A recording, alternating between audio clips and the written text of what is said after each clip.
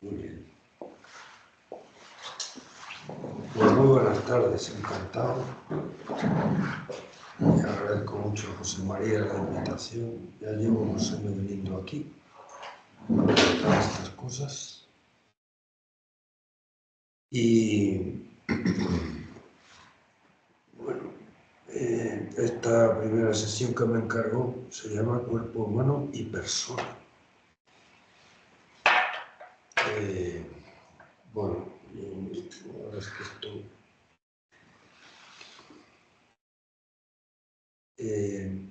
bueno, yo pensando un poco en esta sesión, se me venía a la cabeza una cosa que dice Aristóteles y que a mí me parece que es la mejor definición que se ha dado de ser humano. Él la dice en la Metafísica, que es uno de sus libros más importantes. Me voy a escribir aquí.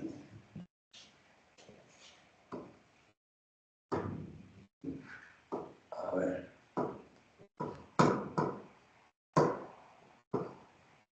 Esto no.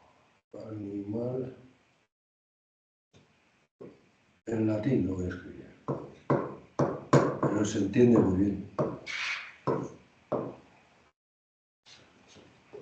Animal racional. Animal racional.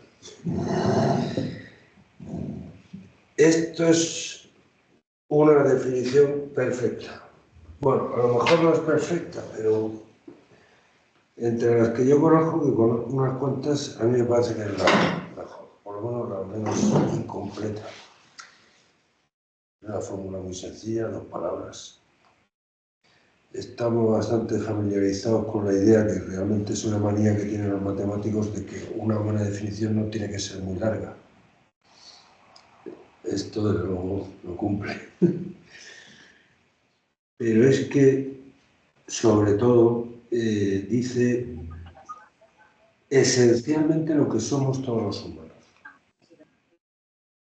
O sea, lo que tenemos todos en común.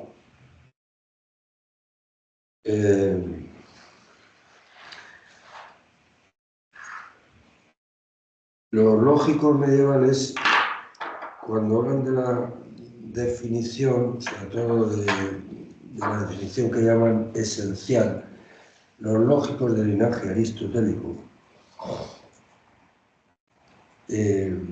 dicen que una buena definición esencial ha de hacerse en función de 3 elementos, bueno, de 3 funciones lógicas que pueden cumplir en esa definición 3 conceptos. Hombre,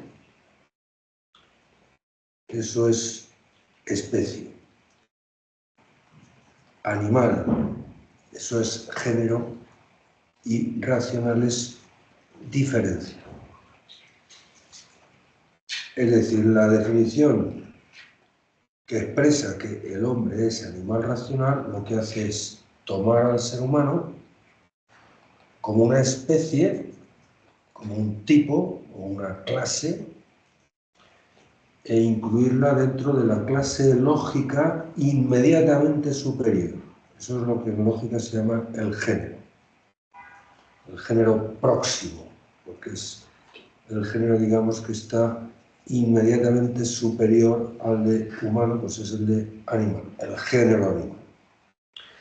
Bueno, pues, en cierto modo esa definición lo que hace es incluir al hombre, a la especie humana, como un tipo dentro de una clase superior, un tipo más amplio, que es el de animal, y luego expresar cuál es la diferencia específica, es decir, cuál es la diferencia que distingue a esa clase que se trata de definir, al hombre, respecto de las otras especies que comparten con él el género animal.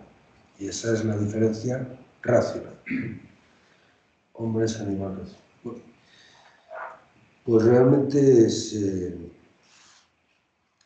una muy buena definición. Hay otras fórmulas que aparecen también en escritos de Aristóteles que tienen un cierto parecido a una definición esencial, pero que a mí me parece que estarían más cercanas a una definición descriptiva, una descripción. Aunque dicen algo que igualmente es muy definitivo del ser humano, o sea, que puede servir para definirle, aunque yo creo que no tan, muchas veces, no tan perfectamente como esta fórmula. Por ejemplo, en la política, esto aparece en la metafísica. Esto no es metafísica. Pero en la política, que es otro escrito de Aristóteles, aparece esta descripción. Animal político.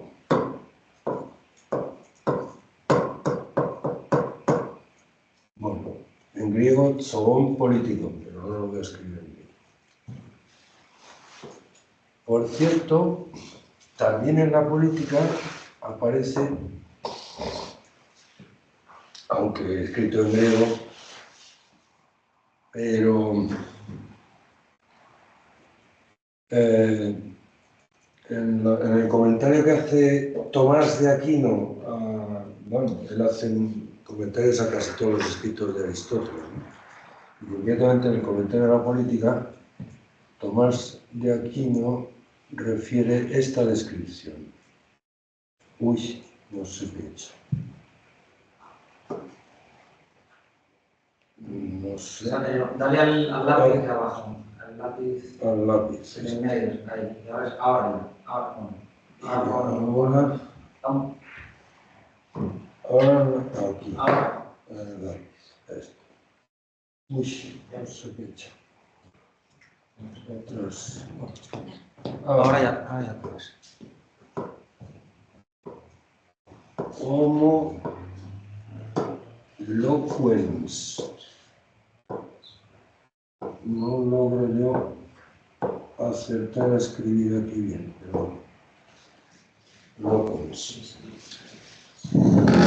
Que podríamos traducir más o menos como animal de palabra, animal que locuaz, que habla. Por cierto que estas dos fórmulas aparecen en el escrito de Aristóteles con un sentido bastante convergente, casi sinónimo. O sea, Aristóteles entiende que el hombre es un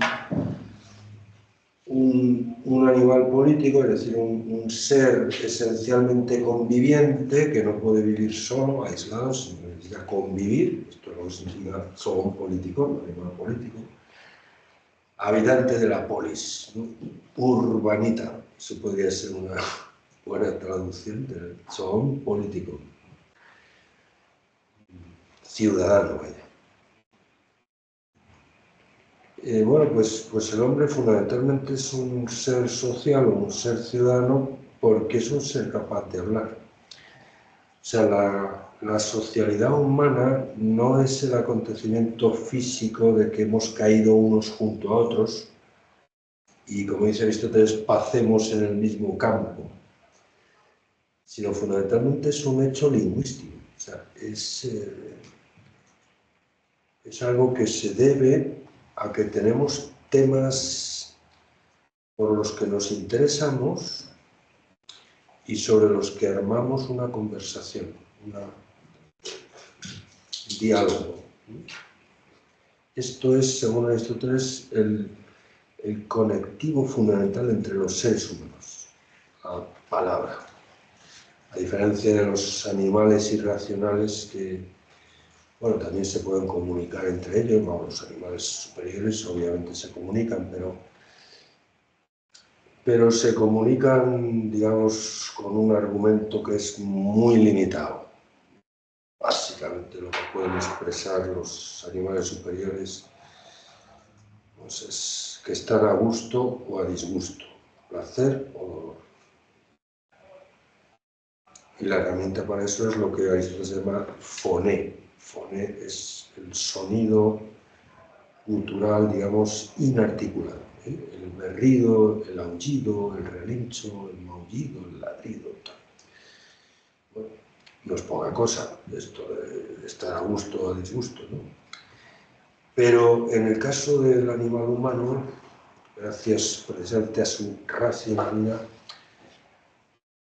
pues además de foné, o mejor dicho, el foné se transforma, es decir, el sonido gutural, eso es foné, se articula conformando logos, palabra, logo y en plural, palabras, ¿no?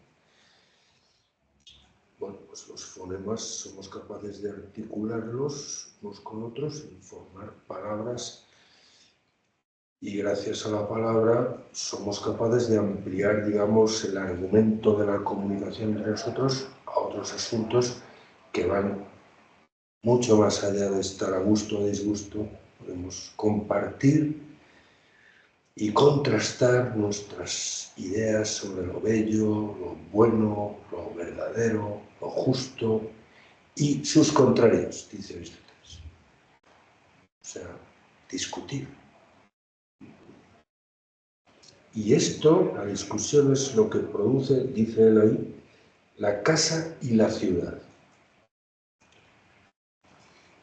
Y concretamente una cosa que él llama amistad política, que es la forma de relación entre personas verdaderamente arquetípica. Es lo que hacen los amigos fundamentalmente es discutir. Y además eso es lo que les hace amigos. Eso es lo que realmente les une, les vincula con un nexo más intenso, más fuerte, ¿no? Pues esto creo que también dice mucho de lo que somos. Creo que no tanto como la primera fórmula, ¿no? La que aparece en la metafísica, pero sin duda. Bueno, y yo recuerdo otra fórmula que aparece, en este caso, en un librito más pequeño que se titula, bueno, no sé cómo hacer esto, no, pues lo escribo. Hay que hacer lo mismo, si no haría hacer. Con esto es otra vez hay que poner aquí para escribir. Esperar que y ahora ya se puede escribir. Y ahora aquí mal. Pues en otro librito que por lo menos llegó a la Edad Media con el nombre latino de Cello Coelho et Mundo, un libro sobre cuestiones que podríamos llamar de cosmología o algo así. Pues ahí aparece una muy curiosa descripción del ser humano como animal risible.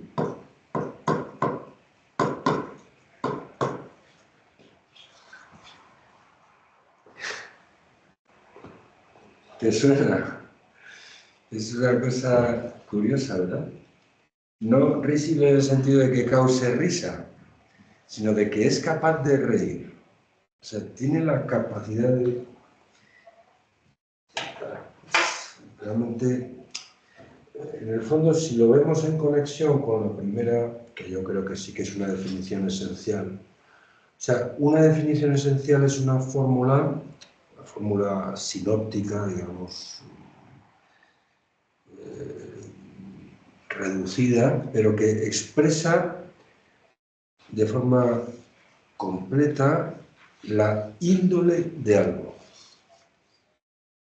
O en términos filosóficos ya muy acuñados, su esencia.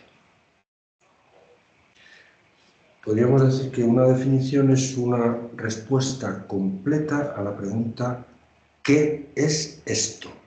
¿Cuál es su esencia? ¿De qué va esto? Bueno, pues me parece que la respuesta mejor es esta. Mientras que estas otras pues dicen algo muy interesante. Hasta cierto punto, esta última se puede entender también en conexión con la primera. Y así lo explica Santo Tomás. En el fondo, la risa, claro, es algo que es una función fisiológica y es algo que solamente puede tener lugar en un animal. La risa, digamos, compromete una serie de órganos, por ejemplo, no sé, pues el páncreas, bueno, no sé, el diafragma, esto. Carcajada, ¿verdad? Pues hace falta que uno tenga pulmón, diafragma, yo no sé, pues no sé si la tráquea o tal, y luego boca o garganta o algo así, ¿no? Pero claro, la risa humana se distingue de lo que, bueno, pues lo que pueden hacer a lo mejor los loros, que quizá pueden imitar la carcajada humana, o las hienas, que se dice tópicamente, que también, no sé si...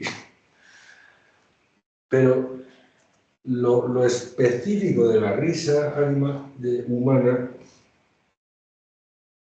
en frente de todos estos acontecimientos también fisiológicos que puede realizar otro animal, pues es que el ser humano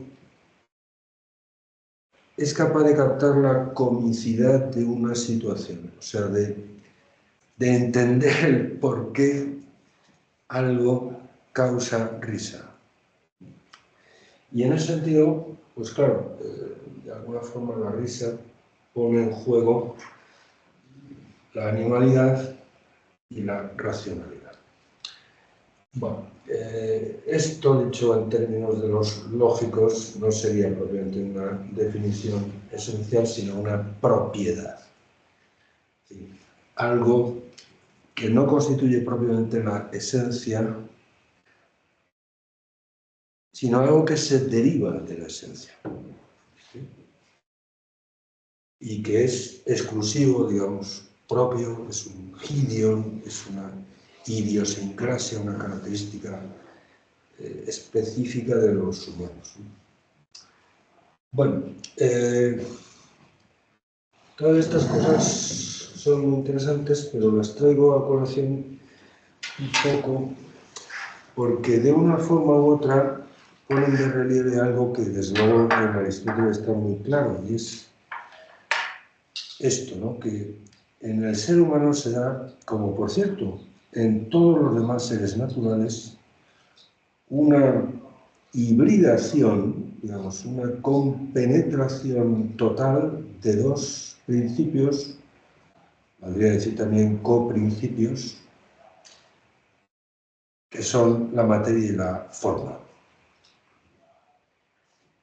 La teoría ilemórfica de Aristóteles, ¿verdad? Pues fundamentalmente es la explicación de la estructura, una estructura metafísica, pero la estructura que se da siempre en todos los seres físicos, todos los seres materiales o corpóreos, digamos, todos los amplios naturales, toda la naturaleza, el mundo, el universo corpóreo, ¿verdad? Pues está poblado de seres que son compuestos ilemórficos, que tienen materia y que tienen forma. La materia es el principio de la corporeidad de un cuerpo. O sea, la materia es lo que hace que esta mesa sea cuerpo. Mientras que la forma sustancial es lo que hace que esta mesa sea tal cuerpo y no otro, como por ejemplo la silla. La materia prima, esto es una cosa bastante compleja que él pensó, ¿no? Ya digo, es una estructura metafísica, pero es la estructura metafísica de todos los seres físicos. es una estructura metafísica porque esos dos elementos, esos dos componentes son estrictamente inseparables, inescindibles uno de otro. Mientras que en cualquier composición física o química, ¿verdad? Pues tú puedes separar los componentes, no sé, por procedimientos físicos o por procedimientos químicos, induciendo una reacción química que, yo qué sé, pues que haga que el agua se disuelva o se convierta en gas o tal, ¿no? Diálisis o cosas de estas, ¿no? Mientras que la materia y la forma son absolutamente inescindibles una de otra. O sea, no puede haber una materia informe o amorfa, que no esté informada, y tampoco puede haber una forma que no informe a algo que le hace de sujeto, que es justamente la materia. En términos amplios, en el caso de los seres vivos, lo material, el ingrediente material de su composición física es el cuerpo. Y el elemento formal de esa composición es su alma. O sea, la forma, lo que llama Aristóteles forma sustancial de todo ser vivo, es su alma, que es el principio de una forma peculiar de comportamiento que es el propio de los seres vivos, que tiene como característica fundamental lo que llama Aristóteles la inmanencia. O sea, es un comportamiento, un tipo de actividades cuyo resultado queda dentro del que las realiza. Eso significa inmanencia. Permanecen dentro, o sea, las actividades vitales fundamentalmente modifican al sujeto que las realiza. A diferencia de los seres inertes, que ciertamente son la mayor parte de los seres naturales, son inertes porque se mueven solamente por inercia, o sea, se mueven en la medida en que son movidos por otros. Pues una piedra solamente se mueve pues, si alguien la arroja o la empuja, o otra piedra la golpea y la desplaza, o por la gravedad, o por lo que sea, ¿no? Mientras que los seres vivos, en cierto modo, son automóviles. Tienen una capacidad, digamos, de actuación sobre sí mismo, y el motor de ese peculiar automovimiento en el que la vida consiste es lo que Aristóteles llama en griego psique, en latín anima, alma. Es un principio que anima desde dentro a los seres vivos. Bueno, pues desde luego el hombre es un caso de esto. El hombre es un animal, es decir, un ser vivo que tiene en común con todos los demás seres vivos pues una serie de operaciones, por ejemplo, las operaciones vegetativas, que son, según Aristóteles, tres fundamentalmente: el crecimiento, la nutrición y la reproducción. Esas son las operaciones vitales específicas del reino, digámoslo así, vegetal. Por tanto, el nivel de vida correspondiente, que es el más elemental de todos, es el de la vida vegetativa. Y se caracteriza por estas tres funciones. Bueno, pues el ser humano es un ser vivo con vida vegetativa.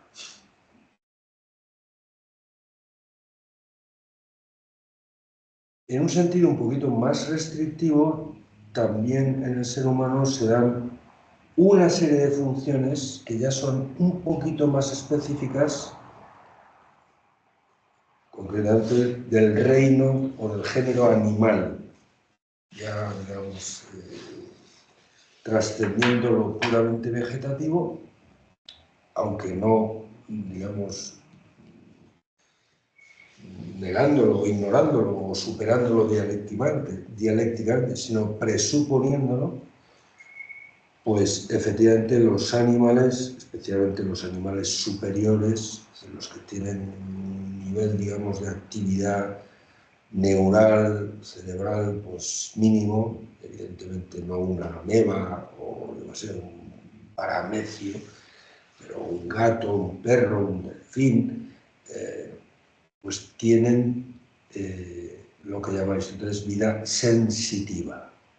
Y son capaces de conocer sensiblemente, tienen sentidos igual de nosotros, y también son capaces de apetito sensible. El conocimiento sensible, lo propio del conocimiento sensible es captar la apariencia exterior de las cosas, o sea, lo que las cosas parecen desde fuera de ellas. Eso es lo que captan los sentidos. Y luego está el apetito sensible, que es, bueno, pues las tendencias, los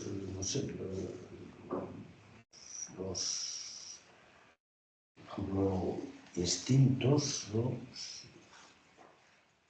Ciertas formas, digamos, de dirigirse un ser vivo animal hacia algo, o bien porque tiene necesidad de ello para seguir vivo, o bien rehuir de algo porque ve que puede amenazar su vida, pues hay conductas, digamos, pues esto, apetitos, digamos, de acercarse, pero también puede haber conductas que más bien son fugitivas, ¿no? O de rehuir, pues el instinto más fuerte en toda la escala zoológica, obviamente, es el instinto de conservación. Eso es, digamos, lo que más urge o insta a un ser vivo es continuar vivo.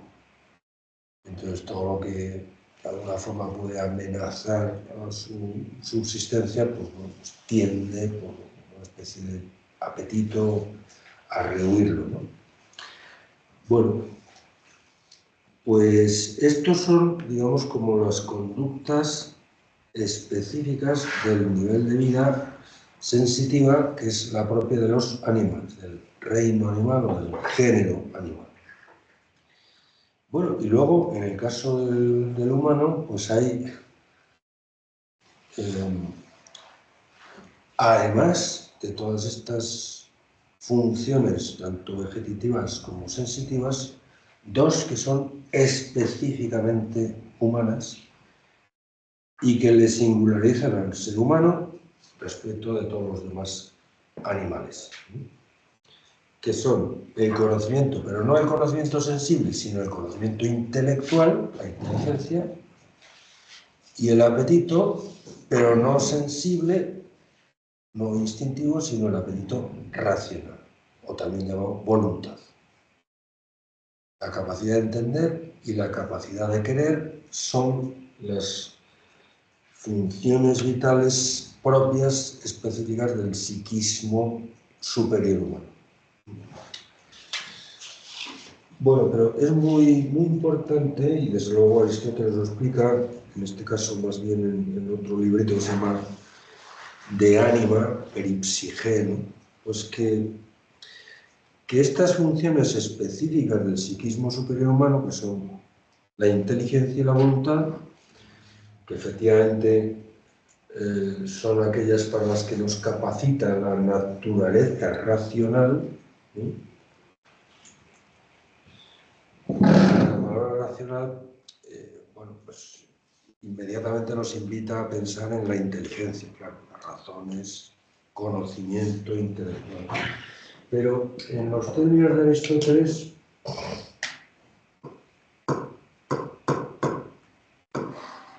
también incluye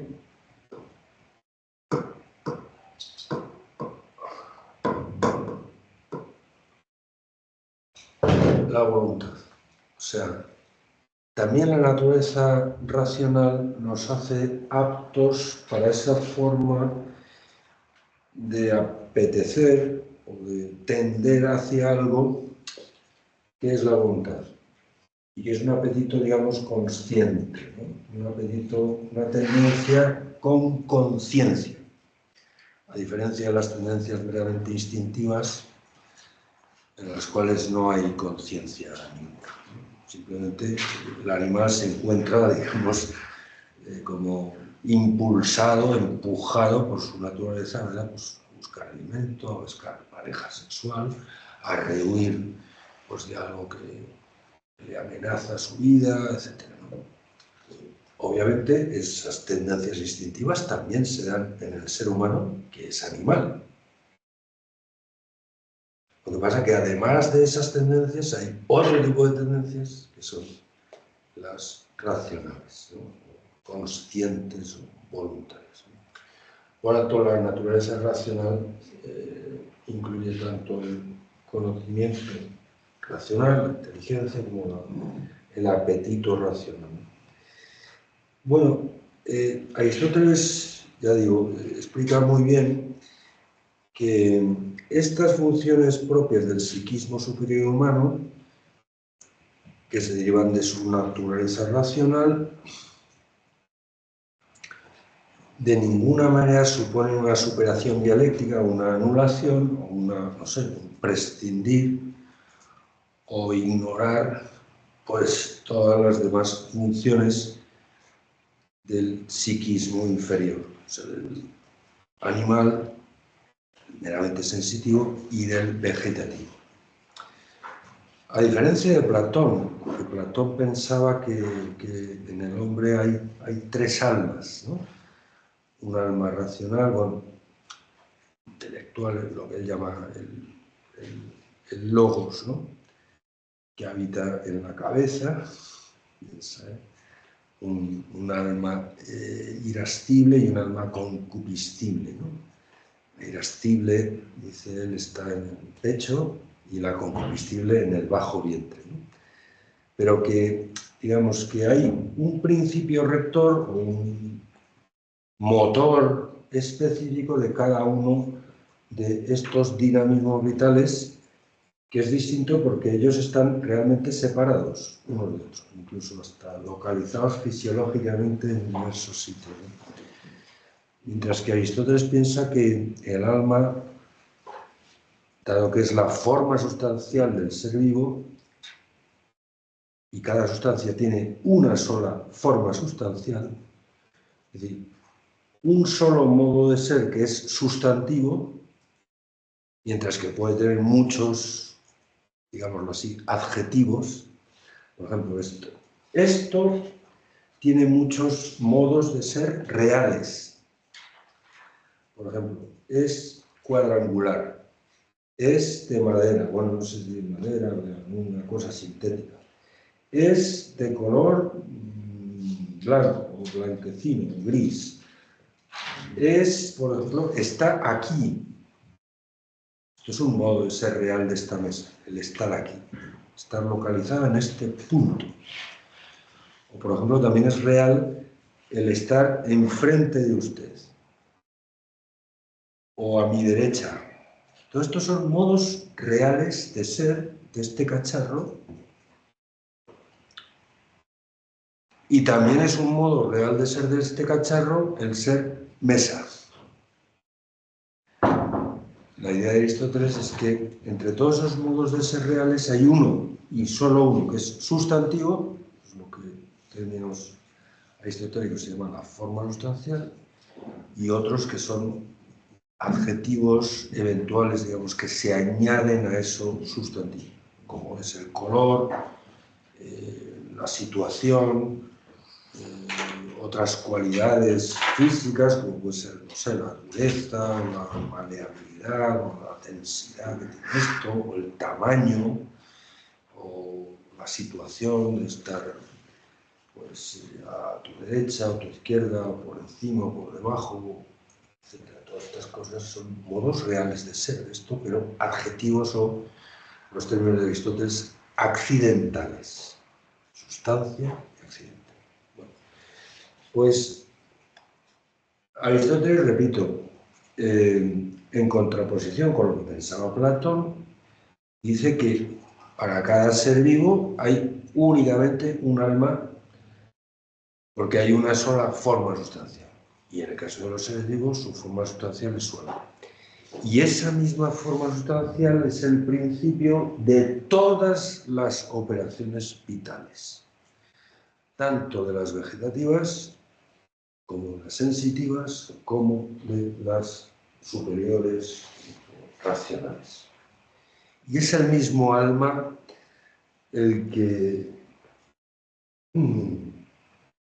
habilita a una persona, a un ser humano, pues para andar, para comer, para metabolizar lo que come o para resolver teoremas geométricos, o para amar, o para decidir, para tomar una decisión, hacer una opción, etc.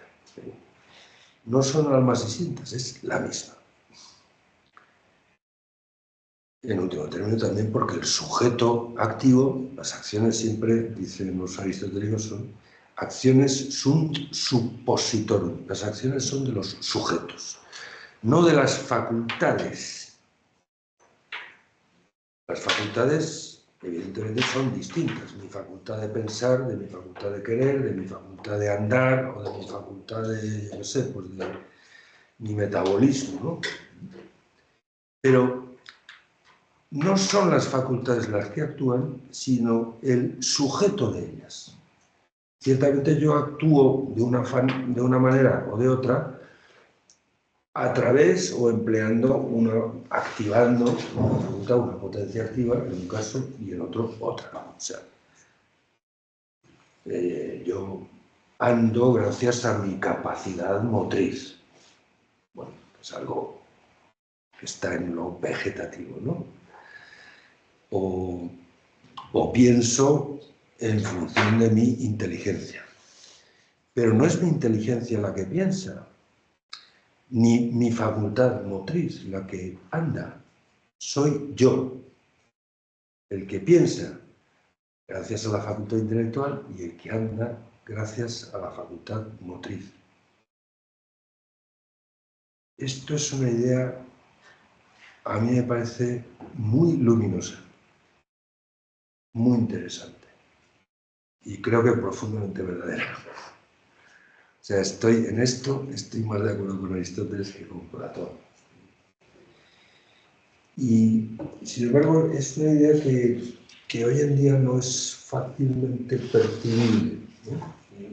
O sea, hay muchos elementos en la atmósfera cultural que todos respiramos y, por supuesto, también en el pensamiento que se ha desarrollado, no solamente el pensamiento, digamos, reciente o contemporáneo, sino ideas que ya tienen un recorrido muy amplio a lo largo de la historia del pensamiento filosófico, pues que esto no lo ven, o lo ignoran, o lo cuestionan. Por ejemplo, Descartes. Descartes es quizá el referente más claro de una postura filosófica que podríamos calificar como dualista, o sea, que entiende que hay una dualidad de principios, es más que de principios, de sustancia. Bueno, también la teoría ideomórfica habla de una dualidad de principios, o sea,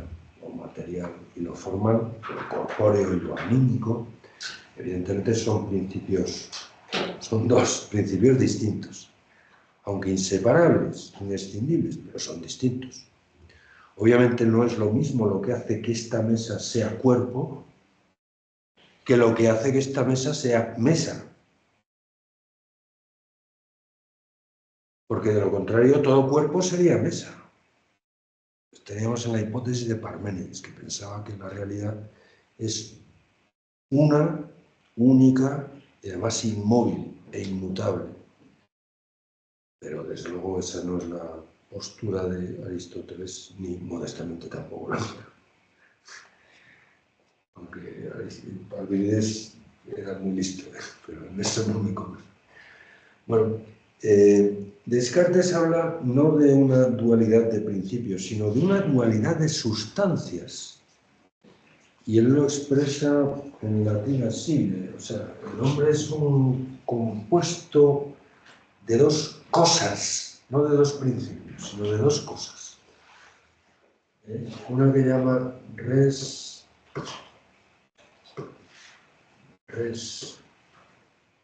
extensa, o sea, la sustancia extensa, podríamos decir espacial, podría ser una traducción un poco mala, pero bueno, y la res cogitans, que sería la sustancia o la cosa pensante.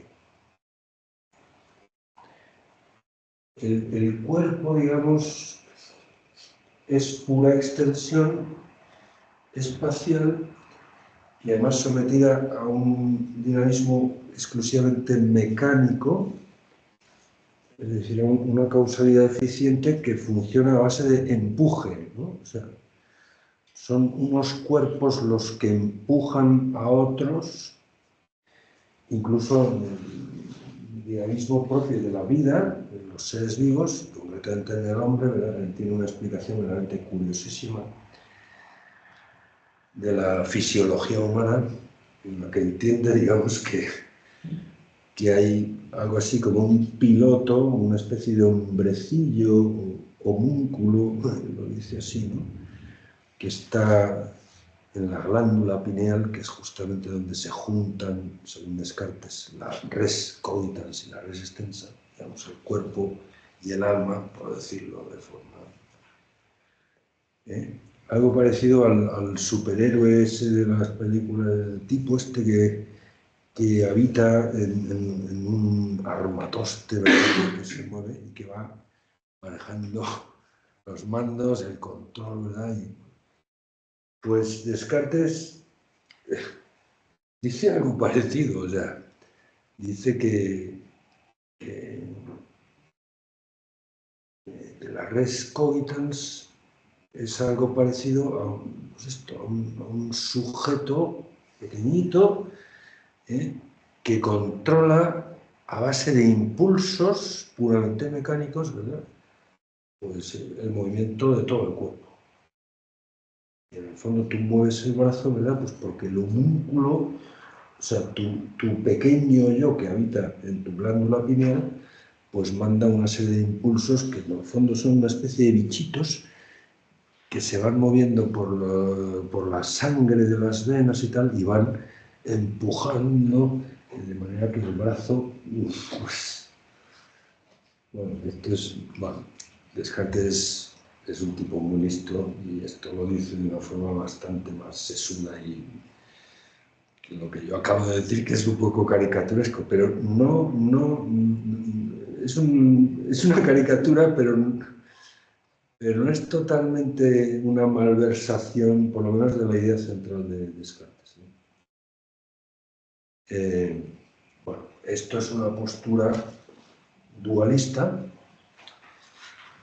completamente contraria a la postura aristotélica, que entiende que entre lo somático y lo anímico, por decirlo en términos ya más modernos, ¿no?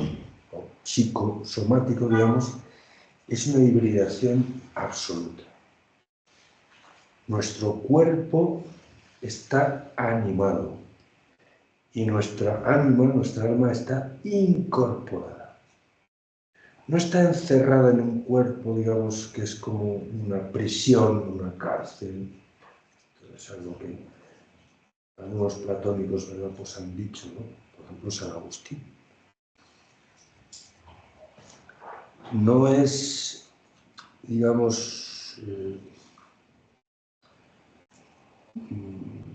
pues esto, una cárcel, una prisión para el alma, sino que, o sea, mi cuerpo no es mío,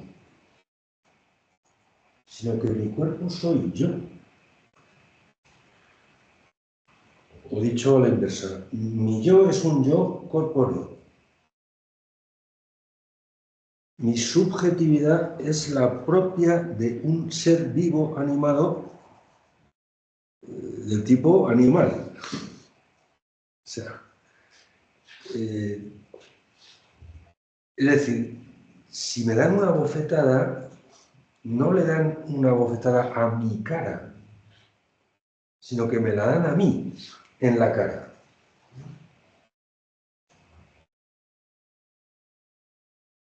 Es verdad que yo no soy solo cuerpo. Digamos, hay un principio activo y animador de lo corpóreo que no es corpóreo, que no es material, que es el alma, la forma sustancial en términos aristotélicos. Pero, insisto, como no puede haber forma que no informe una materia, ni tampoco puede haber una materia que sea totalmente amorfa o informe, pues efectivamente esa hibridación es total. De manera que esto no se puede decir de ninguna manera que mi cuerpo forma parte de mis tenencias, sino de mi esencia. No es algo que yo tengo o que a mí me tiene o me retiene, sino algo que soy. Aunque ciertamente soy también algo que no es corpóreo, también soy alma, ¿no? También soy un ser espiritual. Pero esto es una cuestión que a mí me parece que Aristóteles ha visto con una nitidez envidiable. Bueno, mutatis mutandis, voy a intentar borrar esto. Lo borro aquí, ¿no? Ah, no sé qué es. Tienes aquí con esto. O ir más arriba, si quieres más para arriba, también puedes ir y simplemente. Vale, perfecto. Más fácil, ¿no? Sí. Pues voy a escribir aquí una definición, en este caso no de hombre, sino de persona, que formuló un filósofo aristotélico del siglo V después de Cristo, llamado Severino Boecio, tipo muy interesante.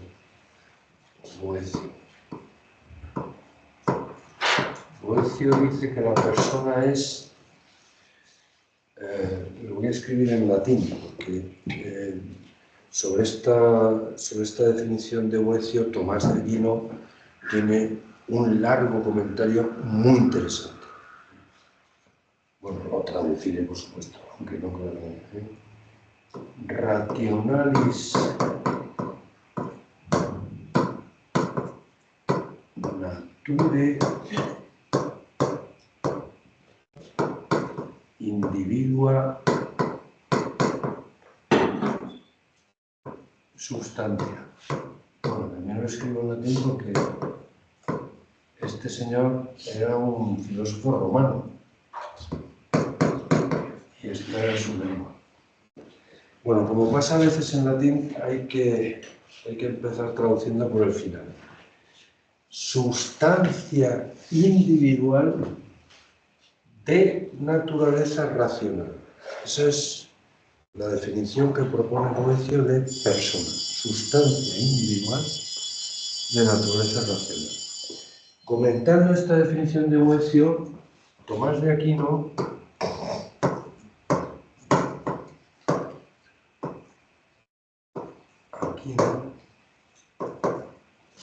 propone una fórmula que me parece que también es muy interesante, aunque viene a decir algo similar. ¿Cómo dice?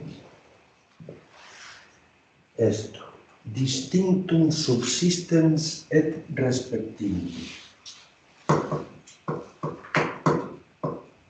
Distinctum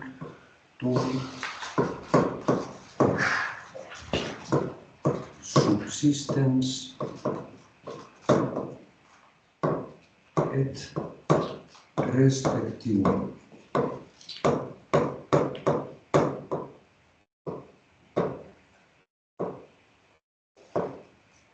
La M aquí no me sale.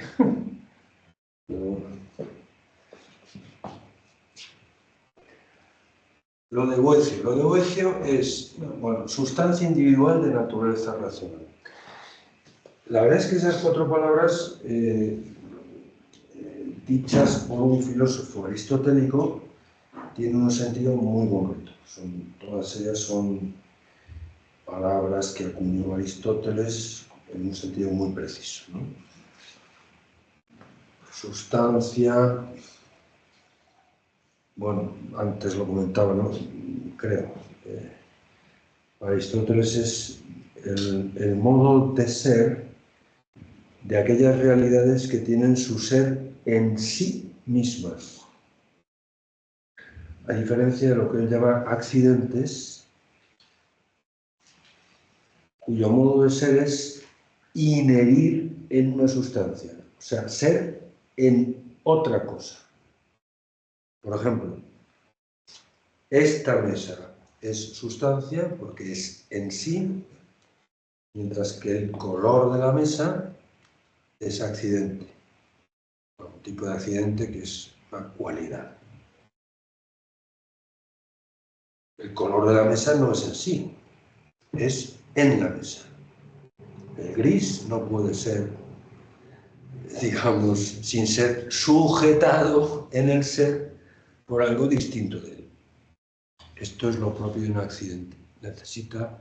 Carece, digamos, de la sujeción ontológica necesaria para poder ser en sí. Necesita de algo que lo sustente, que lo sostenga, sujete en el ser.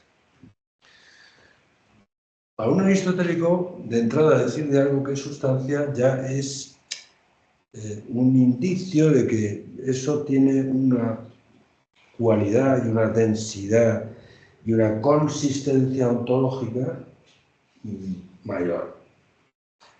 O sea, ya es un indicio de una cierta eminencia o grandeza ontológica, dado que la mayor parte de los seres, mejor dicho, de los modos de ser que encontramos en la naturaleza, son accidentes. Esto te dice que hay, bueno, una clasificación que él hace de las llamadas categorías o predicamentos, los modos más genéricos de ser. Dice, se puede ser en sí, que es lo propio de la sustancia, y se puede ser en otro, que es lo propio del accidente, y hay 9 modos de ser en otro, 9 tipos genéricos de accidente. Mientras que la sustancia, o sea que ya decir de algo que es sustancia, pues mire usted, es decir algo mucho más consistente, no en el sentido de que sea más importante, porque hay accidentes importantísimos, pero sí en el sentido de que tiene mayor densidad ontológica o consistencia que la de la mayor parte de las realidades que hay en la naturaleza, que son accidentales, son eventuales, son modos de ser reales, pero que necesitan sujetarse o montarse sobre sustancias, no pueden ser en sí.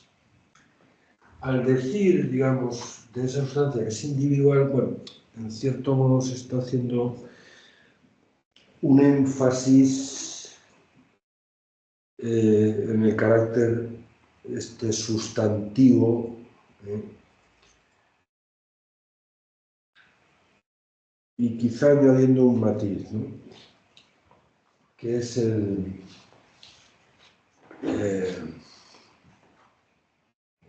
que Tomás de Aquino describe con esta fórmula, ¿no? Un individuo es algo indivisum in se et divisum a quolibet alio. Esto es la descripción que hace Tomás de Aquino del individuo.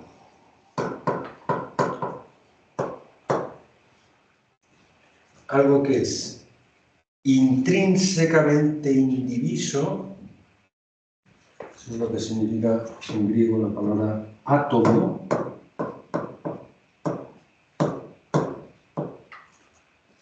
El átomo es lo que ya no se puede dividir.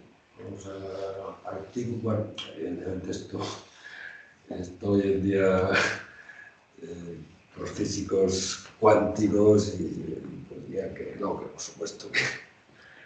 Pero bueno, el concepto, digamos, de átomo en principio se acuñó pues para referirse, oye usted, a lo más elemental que puedes encontrar en la, digamos, en la división de algo corpóreo, ¿no? Indivisum in se, algo que ya está intrínsecamente indiviso, ya no puedes dividirlo más, pero dividido de todo lo otro que él.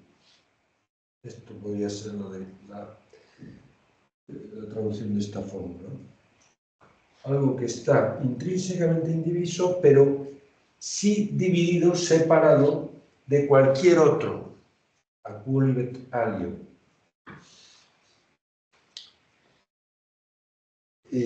Esto, dicho por un aristotélico y referido a la persona, pues lo que viene a poner de relieve es que la persona nunca puede ser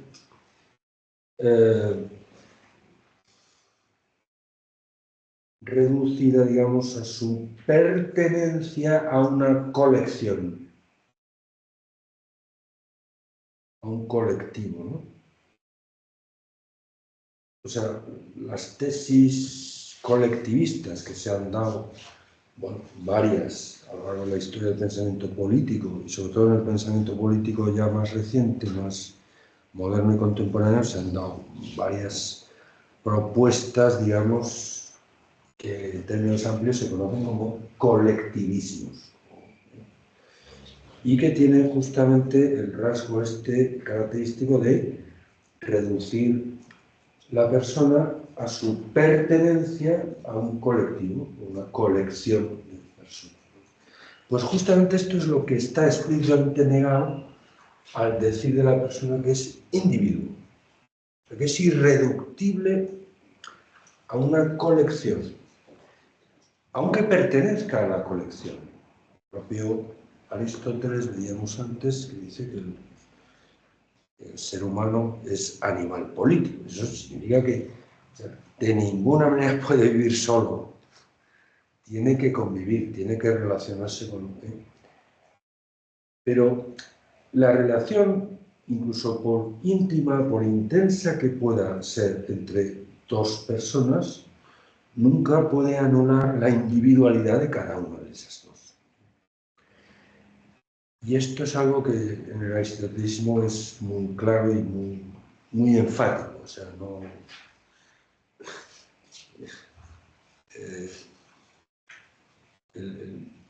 por ejemplo, los aristotélicos, cuando hablan del bien común, que es una categoría que aparece mucho en el discurso ético de Aristóteles, que aparece mucho, por ejemplo, en el magisterio social de la Iglesia Católica, el concepto de bien común, pues es el bien que es comunicable a todos y cada uno de los individuos que pueden participar de él.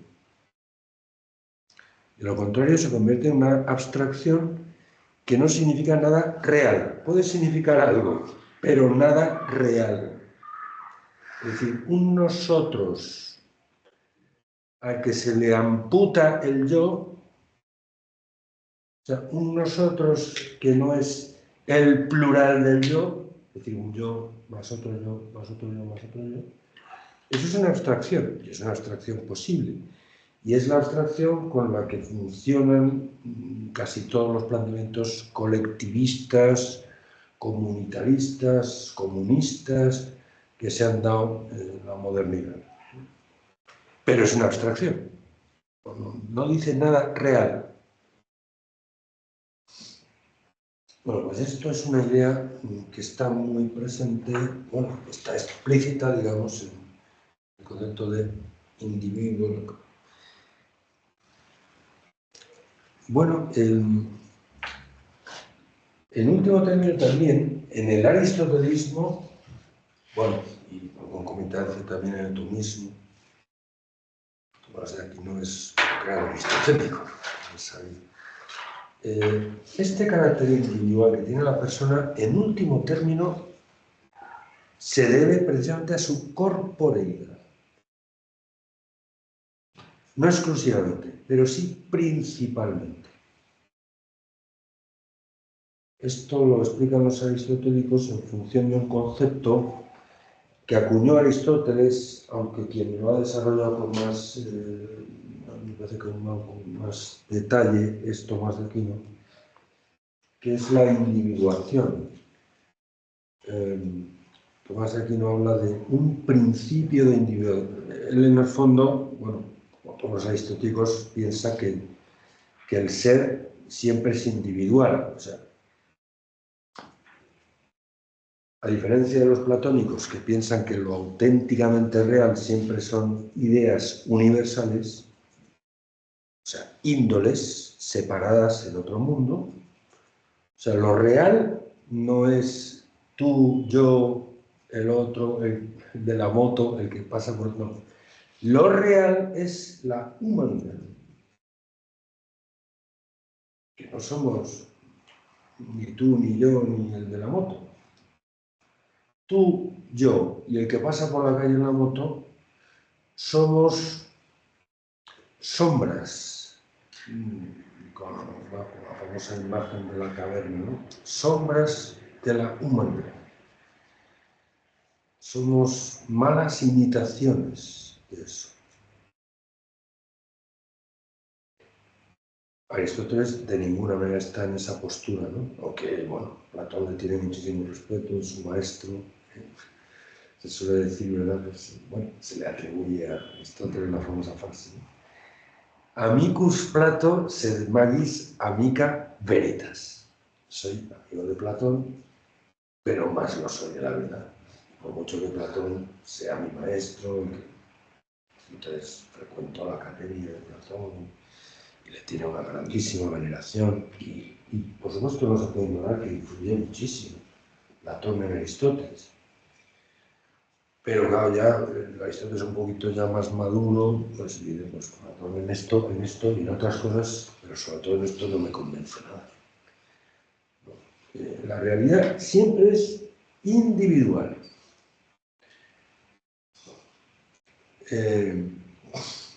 Y justamente todo lo que contribuye a la constitución de la realidad de algo, o de algo como real, lo que hace es contribuir a su individuación.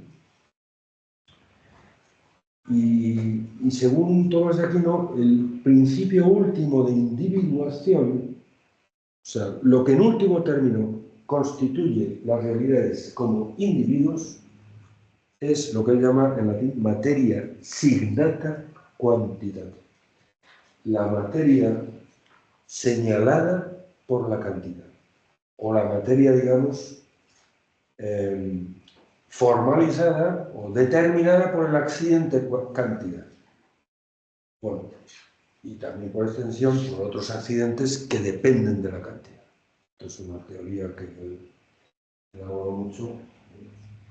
Es decir, todas aquellas propiedades, voy a decirlo así, físicas de los cuerpos que son cuantificables, que son medibles, que pueden ser, digamos,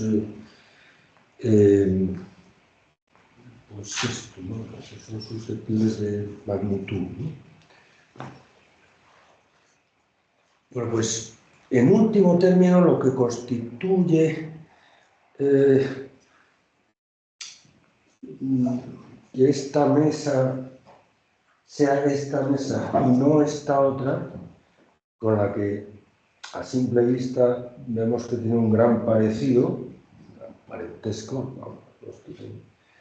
Están hechas del mismo material, tienen la misma forma, el mismo color, la misma dureza, etc. Pero en último término, lo que hace que sean una y otra es que, oye usted, es que la materia, la corporeidad de una no es la corporeidad de la otra.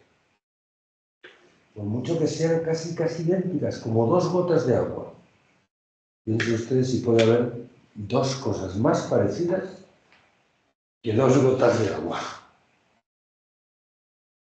Bueno, pues en último término, si son dos, es porque la materia cuantificada, cuántica de una, no es la de la otra. Y bueno, y como consecuencia de eso, el lugar que ocupa una no lo ocupa la otra. Esta está aquí, exceitas, ¿no? Ec, o sea, el carácter de ser esto o ser esto. En último término, eso se debe a la materialidad.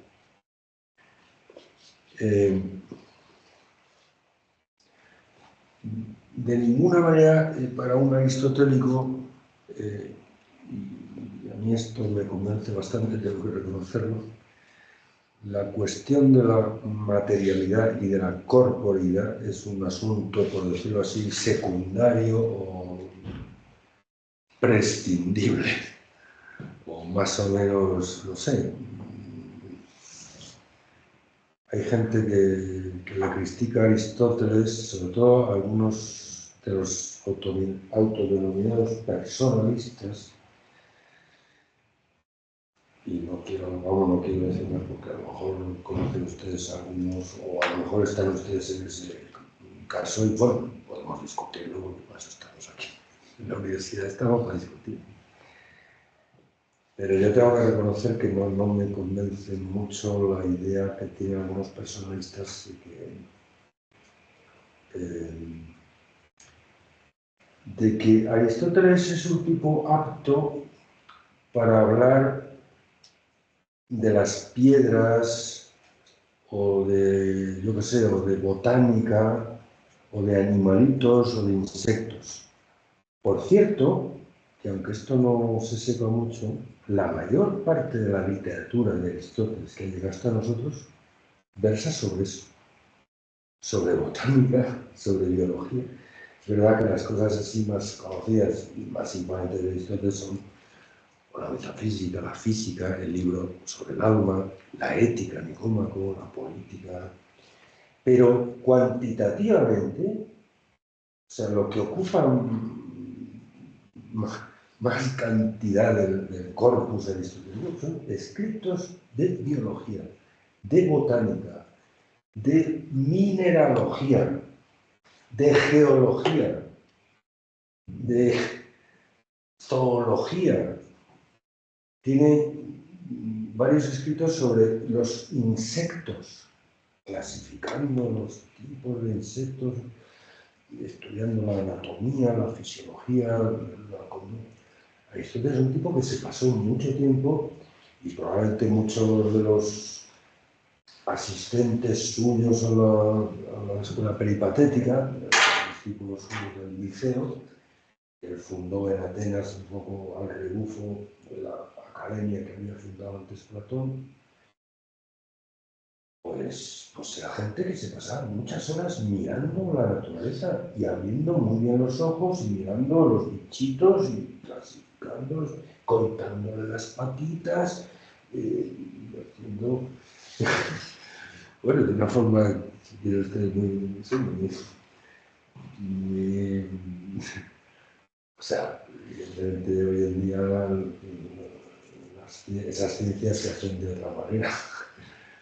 Pero los primeros trabajos científicos de casi todas las ciencias que hoy consideramos ciencias naturales son escritos de Aristóteles, de cristalografía, de óptica. Es asombroso. Y Aristóteles le daba muchísima importancia a la observación natural de los fenómenos, de los bichos y tal. Bueno, pues hay gente que piensa que Aristóteles es un tipo que justamente por esta razón que digo, pues de lo que está más capacitado no es de hablar del hombre, de la antropología filosófica, que es una cosa,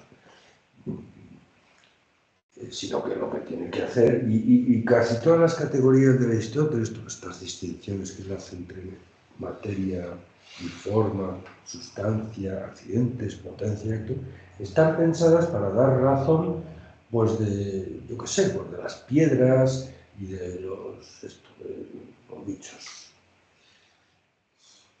En el fondo que Aristóteles, así le apellidan algunos, es un cosista.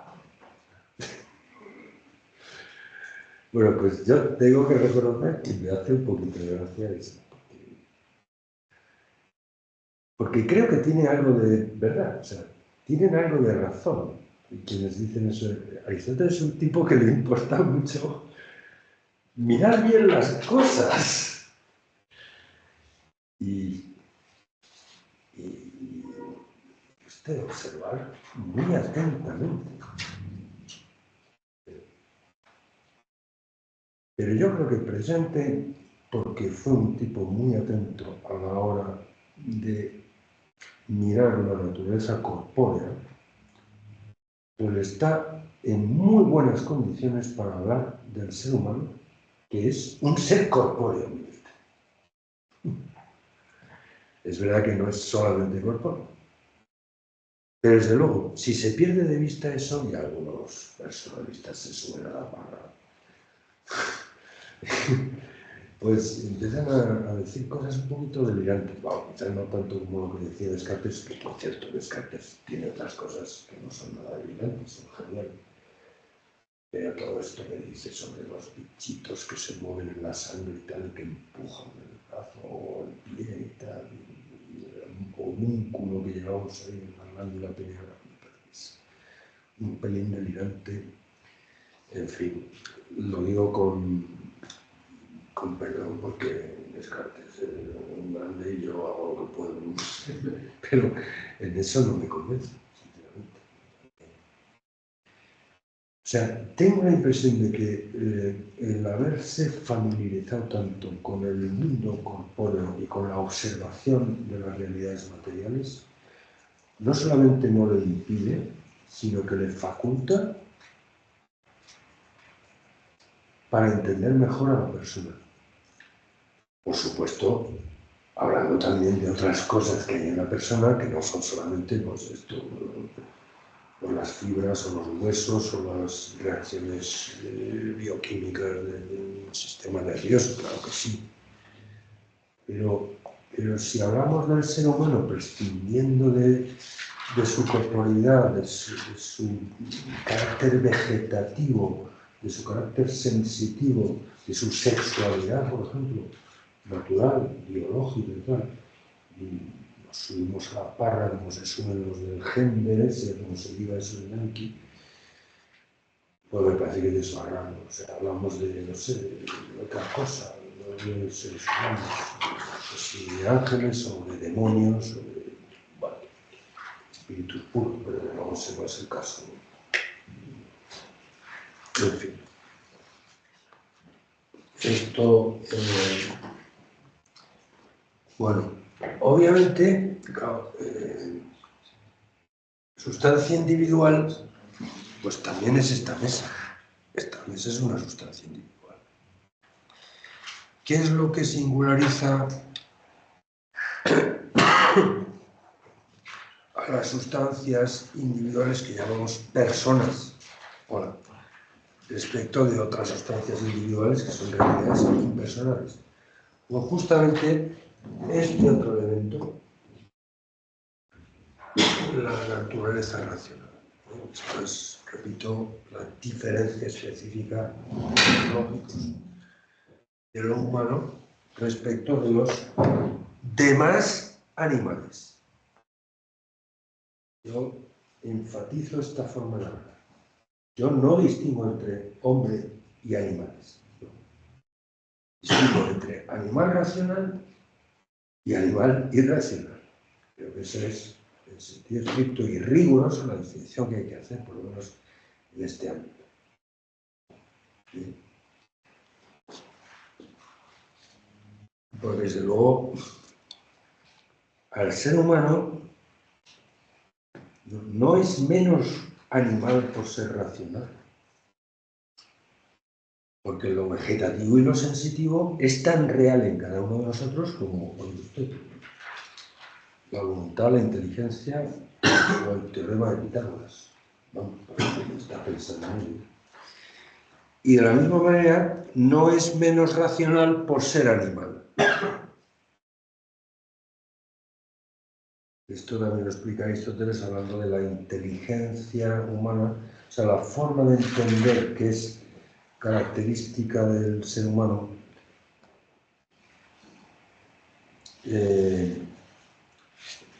Es,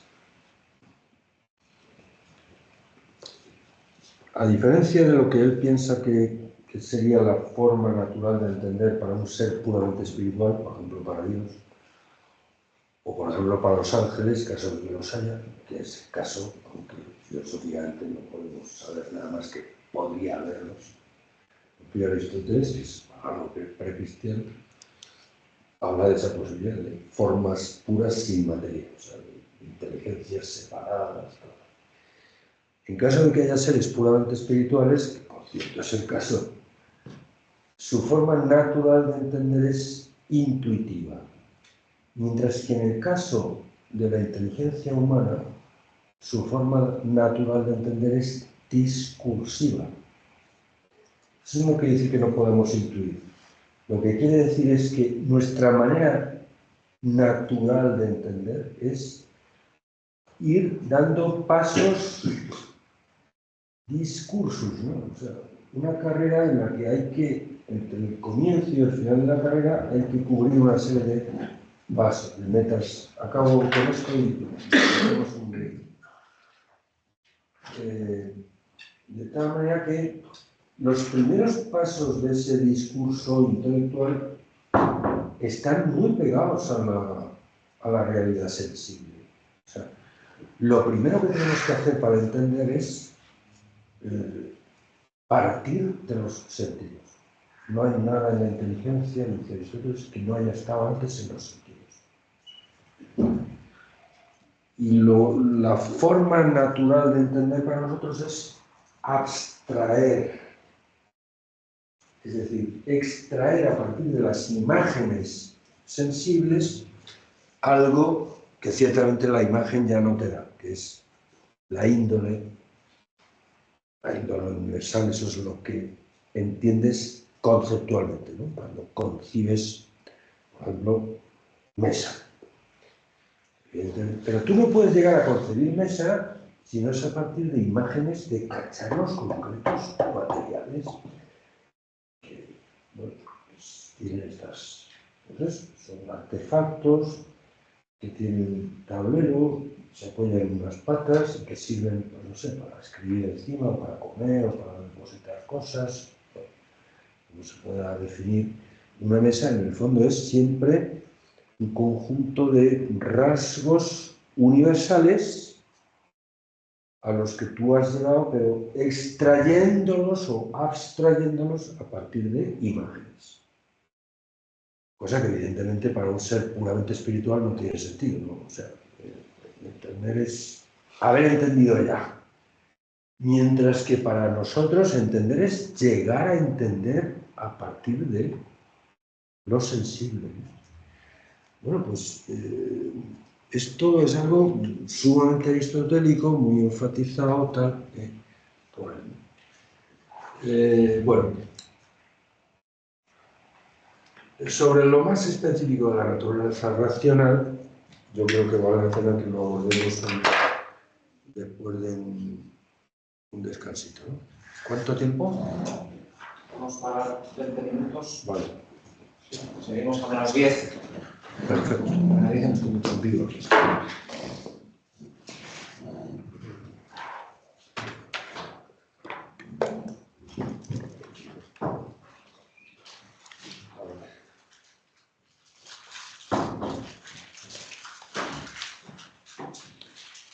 Esto que les he contado se entiende bien. ¿O no? Sí, ¿no? Sí, no. Algo, quizá no del todo. Bueno,